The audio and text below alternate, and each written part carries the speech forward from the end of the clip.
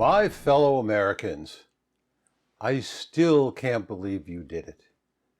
I've had a few months to get used to the idea, but I'm still just shocked and amazed and confused and scared as hell. I made a few social media posts about what I'd do if I became president, and a couple of them went viral, and I thought it would end there. Both the Democratic and Republican presidential candidates were garbage human beings. Nobody really liked either of them, but we were resigned to one of them becoming president because that's how the system has always worked. And then, just 5 days before the presidential election, the scandal broke. It involved both candidates, and the proof was undeniable. What they were doing was so disgusting, so repulsive, so evil and terrifying that even their most ardent supporters turned against them. But instead of staying home on election day, you people turned out. There was a massive voter turnout, with nearly everyone doing write-in votes. And somehow, in a 1,000,000,000,000 to 1 shot, enough of you wrote me in that, and I'm still having trouble believing this, I am now the President of the United States of America. So here I stand in the only suit I own. I should really get more suits. Make a note of that. I have no qualifications. I don't have much higher education, and I never managed anything other than my small landscaping business. I've never held any kind of political office. I have no idea what I'm doing. I can only hope to be at least a little bit better than the horrible presidents we've had for most of our lifetimes. Some of you are expecting me to start with the laws I joked about, the Slap One Customer Act, the Torturing Telemarketers Act, the Name the Horse Act, and I will get to those. But I want to start off with something splashy, something that will cause some wonderful chaos and creative disruption, something that will improve primary education all over the country and drastically reduce the price of college. The Department of Education was formed by Jimmy Carter in 1979. Through all of its existence, test scores in public schools have remained the same or even gone down, while the cost of education has soared.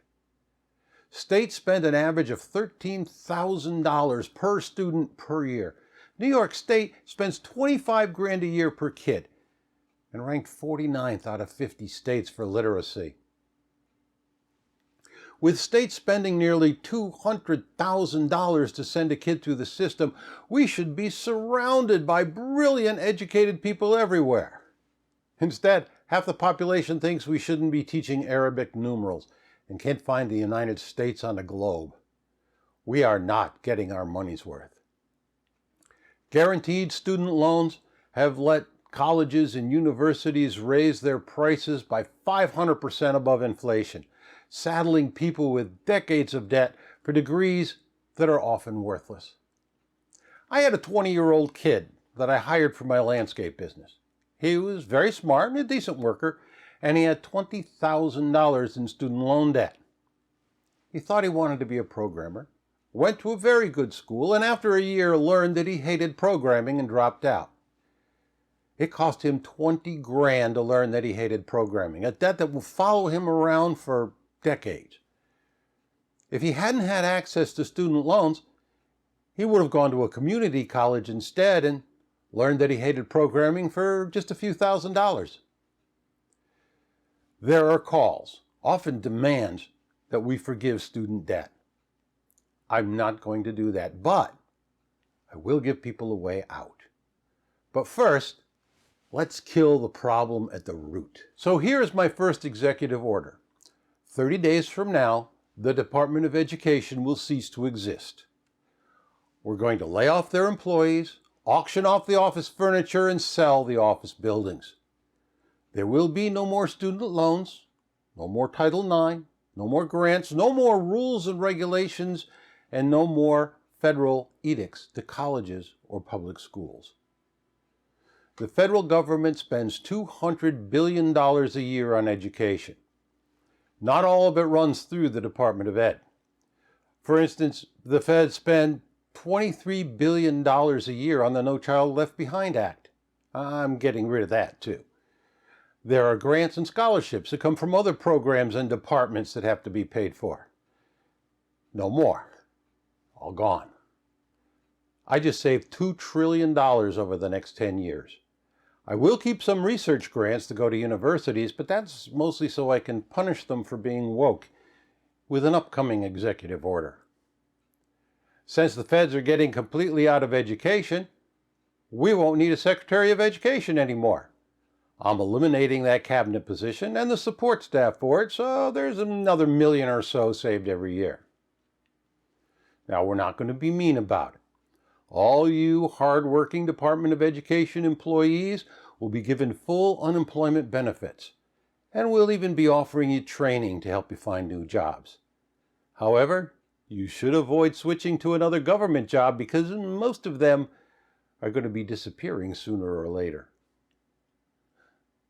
The feds sent a lot of money to states' primary schools, but it comes with various strings attached, strings that force schools to spend more than they receive. Every dollar a school gets requires them to spend another buck or buck and a half to satisfy various mandates. Implementing Common Core costs an estimated $80 billion a year, so that expense is gone. So while it will be chaotic while public schools adjust to this new reality, it will save them money in the long run. Now, states, you've got a real opportunity here to shake things up.